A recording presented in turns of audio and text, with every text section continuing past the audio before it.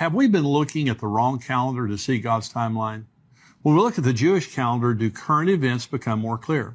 Today I have Mark Bills joining me on the show to share some incredible information about how the Jewish calendar influences our economy and so much more.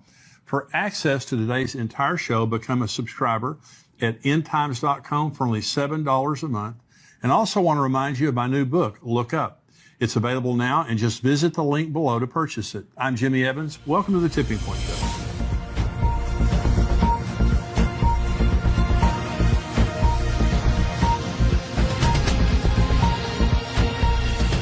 Welcome to the Tipping Point Show. I'm Jimmy Evans, and I'm honored today to have joining me again on the show Mark Bills. He is the founder of El Shaddai Ministries in Washington State.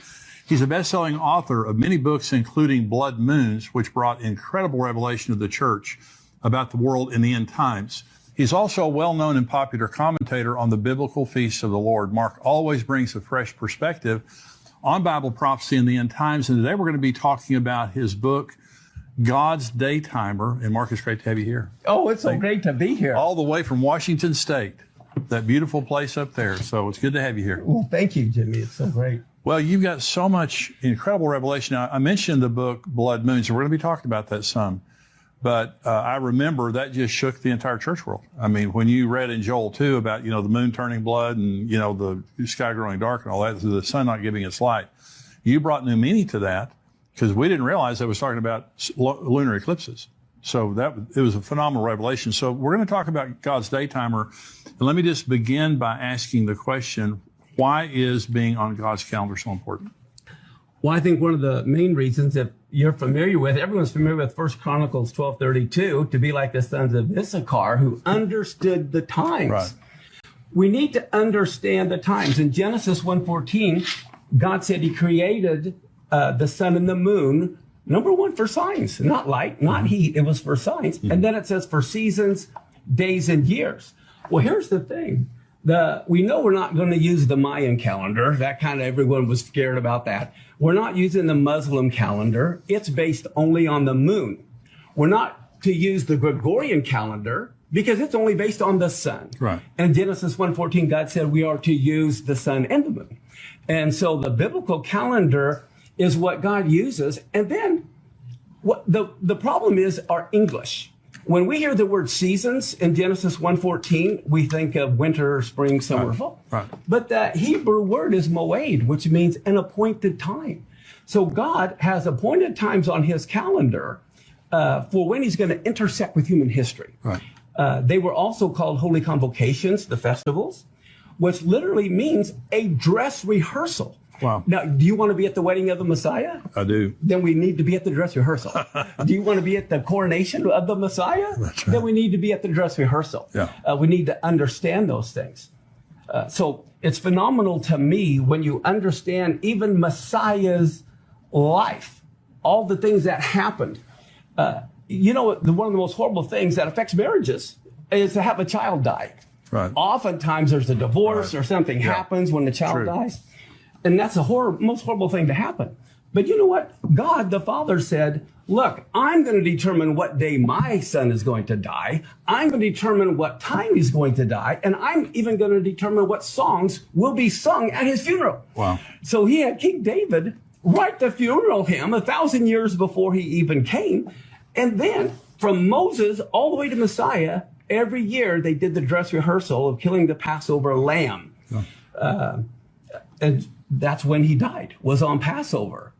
Now, you remember in the Gospels, it talked about they sang a hymn before they went over the Mount of Olives. Yeah.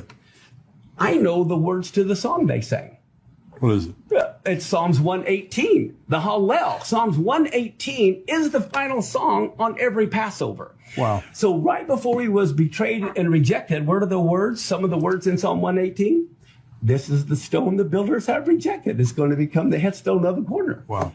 And then the following morning, they sing Psalm 118 3 times on Passover. At 9 in the morning, the time of the morning sacrifice, at noon, and then at 3 in the afternoon. Wow. So what happens? At 9 in the morning, and Josephus says there were 1 million Jews that came during the time of the Messiah. Yeah. And so there's a 1 million member choir all singing Psalm 118 at 9 in the morning. And one of the verses they're singing, here Yeshua is being tied to the cross. Wow. He's being bound. At the very moment, the high priest is binding the Passover lamb to the horns of the altar. And then what are they singing? The last verses of Psalm 118 is, bind the sacrifice to the horns of the altar. So Yeshua's hearing all these people saying, bind the sacrifice at the very moment he's being bound, at the very moment the Passover lamb's being bound. And then at noon, think about this, that's when the lights go out. The sun turns to darkness. Right. And I can just see all the Jewish people, you know, 1 million of them, all of a sudden, well, they don't need their hymn book anyway. But here Messiah is now up on the cross. He's lifted up between heaven and earth. Well, they're singing Psalm 118. The right hand of the Lord is lifted up. The right hand of the Lord is exalted. And then at 3 in the afternoon, what happens? This is the very moment the last Passover lamb for the nation is slain. It's the very moment Yeshua is slain. And they're singing Psalm 118. This is the day the Lord has made. Wow. You know, and that's so incredible. Well, yeah. What are the odds? But you're saying the calendar, God's calendar, determines those things. Everything that happens that's significant happens on God's calendar. Just like, and this was important to think about. Do you believe God's the same yesterday, today, and forever? Absolutely. If he fulfilled all the spring feasts to the day, to the hour, he died on Passover. He was buried on unleavened bread. He rose on the Jewish feast of first fruits. And then Shavuot, or Pentecost, most Christians don't even know the Jews have been keeping Pentecost for 1,500 years. Right. And what did Peter say? Well, these guys aren't drunk. It's 9 in the morning. That's the time of the morning sacrifice. Yeah. So even it happened. Well, if God's the same yesterday, today, and forever, if he fulfilled the spring feast to the day, he'll fulfill the fall feast to the day. Right. And they have to happen in order. He can't rise from the dead until he died. Right. And he's not going to, you know. So the time that we're living in now, we have not seen any of the fall feasts fulfilled yet. They all are fulfilled a little bit partially. Right. What I mean by that is most Gentiles look at things linear. In the Jewish view, it's more like a slinky. You know, think of it as you repeat circular, but it's at another level. So you see it differently. Because I believe in one sense that Yeshua was literally born on the Feast of Tabernacles. He tabernacled among men. And I can prove that in the Bible. You know, and then of course in John 7, was at the Feast of Tabernacles, you know, when he spoke that thing. So there's multiple fulfillments. So we're about to see I don't know if it'll be the final fulfillment, you know, the end time fulfillment of trumpets. Yes. Of the Day of Atonement. Yes. And of Tabernacles. Exactly. That's why you hear trumpets all through the book of Revelation. Yeah, exactly. And there's 7 trumpets. Could each trumpet happen on a different year? Oh, wow. I mean, we have to look at things not just a one-time fulfillment, but every year it could be when one of the trumpets are blown. Wow. So let's talk about the Feast of Trumpets for just a minute. So you believe, I know that I've heard you say before, you believe that the fulfillment of that will be the rapture. I believe there will be multiple fulfillments because also at the very end, the trumpet will be blown.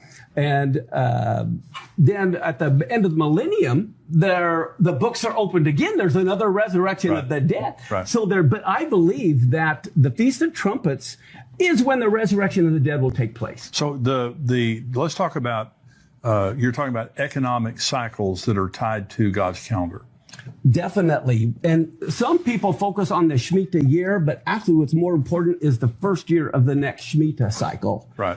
And you look at all of the stock market crashes over the last 20, 30 years, they all begin at the end of the Shemitah and the beginning of the new cycle. Right. So this would be, now we're living in right now a Shemitah year. Is that correct? The Jubilee year. Jubilee year. Last year was the Shemitah year. And this is Jubilee year. This is the Jubilee year. And what do you think is significant about that? This is huge. When you look at gears, separate gears that are all moving, this last Rosh Hashanah, all the gears lined up. It was the first year of a new Shemitah cycle. Okay, and that is the Feast of Trumpets. Right. Well, then Yom Kippur is when you declare the year of Jubilee. And so Yom Kippur was fulfilled, with the year of Jubilee being proclaimed. Then tabernacles, every 7 years, you read in Deuteronomy, I believe 29, is the Hakel. Now, the Hakel is when the king of Israel's responsibility was to gather all of his people together to hear the law being read. So here you have a new Shemitah cycle, trumpets being fulfilled in one sense, it's a new 7-year cycle. Right. Yom Kippur being fulfilled, it's the year of Jubilee, the Hakel. And then the events that have been happening, we're supposed to know the time and seasons. Right. Well, the big earthquake that happened in Turkey, that just happened on what is known as the 15th day of Shavuot. And that's huge because that's the year of the trees. It's when God is watching to see who is bearing fruit. Wow. What people are, what nations are. And it was on that day in Turkey, which is the center of Africa and Asia and Europe, where all the tectonic plates are. Here we have this major earthquake, 7.8. And in research, I found out there was another major earthquake of 7.8 the same year World War I started. Wow. So I believe this is also a war cycle because the 67-year war happened the first year of a Shemitah. The 73 Yom Kippur war happened the first year of a Shemitah. Wow. You've got the Gaza war, the first Intifada, the quartet began. I mean, it's a war cycle. It's an economic cycle. And there's earthquakes that are tied to all of that as well. One of the things that it really fascinates me is these things don't happen by chance. Exactly. And you're saying Exactly. when you go to God's daytimer, God declares the end from the beginning. Oh, you got it. Yeah. Yeah, that is the key. He declares, we don't have time to really show it on this show, but I can show you in Genesis 1:1, the first word declares everything that happened from the beginning in Hebrew. The very first word of Genesis 1:1 tells you all about the Messiah going to die. Wow. Yeah, it tells you everything about it. And I can even show you the timing of the first and second coming of Messiah in Genesis 1:1 in Hebrew. Good grief. Yeah, it's all there. It is all there, especially in the first word. So where do you believe that we are right now on God's calendar? Because this being a Jubilee year, it's a huge deal. Yes. Well, there won't be another one for 50 years. Exactly. And that's why this is so significant. Yeah. I have a list. I haven't showed you this. This is every Shemitah year and every Jubilee year all the way back to creation. Wow. And people can get it for free on our website. What is your website? Tell everybody. ESM.us. Good. We have so much stuff free. You just go to where it says resources, go to handouts, and you can go down to the letter S, Shemitah year. But for example, here we are right now in 20, every square is 7-year cycle. Right. Okay, so here's 2022 to 2023, and it goes to year from 5783 to 5789. That's the 7 years. The 2022 goes to 2028, 2029. But that's how I have this chart. I show where the blood moons occurred. But you see, we became a nation, okay, in 1776. Well, guess what? That was right before a Jubilee year. It so happens in 1776. Wow. That was led from a Shemitah year to a Jubilee year. Wow. That's incredible. But I go through and I have a lot of the key events on here in history. Well, I would encourage you to go on that website and get that. So you said on one of our shows, and people have just been talking about this ever since. So you believe that the 7-year tribulation is a Shemitah cycle? It has to be. If you remember, back in Leviticus, God commanded Israel to every 7th year, they had to set people at liberty. It was an economic. Right. This is where we get our 7-year bankruptcy law from. Right. Okay. Right. It was an economic reset every 7th year.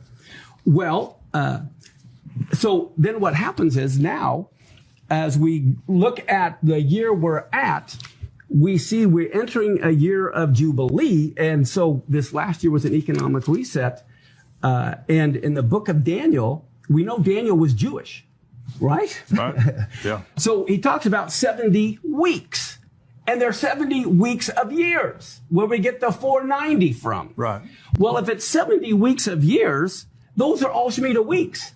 And the whole reason they went into captivity was because they didn't let the land rest the seventh year. Yeah. And 70 times 7 is 490. So, but that's why they had to spend 70 years in captivity so the land could catch up on the rest.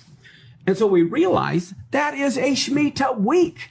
And therefore, it has to begin the first year of a Shemitah cycle. And we are right now in the first year of a Shemitah cycle. So I believe if the tribulation doesn't start this year, it can't start for 7 more years, which also gives us a relief after this year. We know we got 6 more years of work to do. Right. We have much more from Mark's interview, including what he is seeing in the current birth pangs that are happening in the world and connections between earthquakes and the rapture.